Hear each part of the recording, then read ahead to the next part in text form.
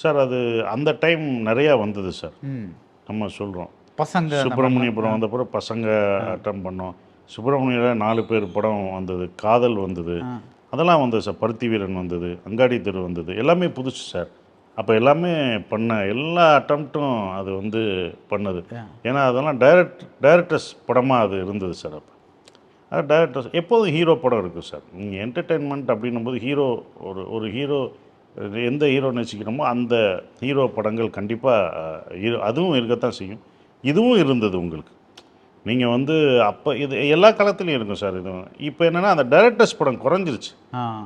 அதனால் நமக்கு வெறும் ஹீரோ படமாக தான் இருக்குன்றது தெரியும். அப்போ இருக்கும்போது டைரக்டர்ஸ் இருந்தாங்க. இந்த மாதிரி ஒரு படங்கள் வந்தபோது ஏன்னா அதுவும் ஓடிட்டு இருந்தது உங்களுக்கு.